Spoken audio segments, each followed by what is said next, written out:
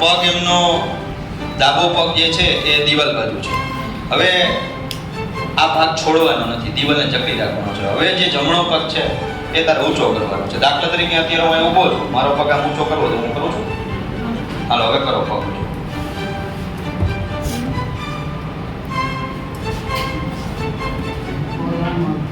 નહીં, પગ નથી છોડવાનો, હાથી નથી છોડવાનો.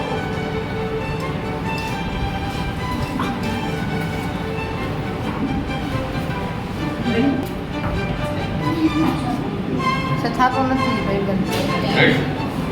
થાય છે? હાલ પગ અડાડો. મિત્રભાઈનો મિત્ર. અને માથું સીધું રાખવું છૂટ છે.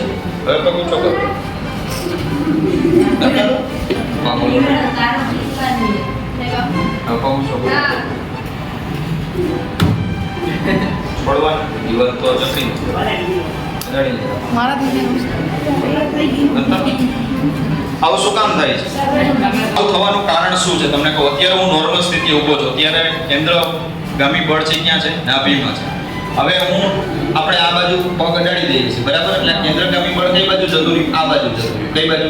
આ દિવાલ બાજુ નહીં, દિવાલની વિરુદ્ધ, બરાબર? એટલે તમે આ પગ જે છે જમણો પગ એ તમે ઉપાડી નથી શકતા, ઉચકી નથી શકતા. હવે એમને નોર્મલ સ્થિતિમાં કરું. અત્યારે ઊભો છું. હવે હું એમ કહું કે મારે આ પગ ડાબો પગ છે મારો, બરાબર? એ ઊંચો કરવાનો છે. તો ડાબો પગ આમ ઊંચો કરવા જઈશ ને, અથવા તમે કરશો ને ઊંચો પગ, એટલે તમારું આ શરીરનો ભાગ છે એ આ બાજુ જતો રહેશે. મતલબ કેન્દ્રગામી બળ છે ને એ બેલેન્સ કરે છે તમારા શરીરને, બરાબર? કેન્દ્રગામી બળ અત્યારે વચ્ચે છે. પગ આમ ઊંચો કરો છો ત્યારે કેન્દ્રગામી બળ કઈ બાજુ જાય છે? આ બાજુ જાય છે, બરાબર? અહીંયા ક્યાંક આવી જાય છે. એટલે બેલેન્સ તમે રહી શકો. જેટલા આમ નમો એટલું કેન્દ્રગામી બળ આમ થશે. વળી પાછા સીધા થાવ એટલે કેન્દ્રગામી બળ અહીંયા. વળી આ પગ ઊંચો કરો, કેન્દ્રગામી બળ કઈ બાજુ જાય? આ બાજુ, બરાબર? એટલા માટે તમે છે એને બેલેન્સ રાખી શકો છો.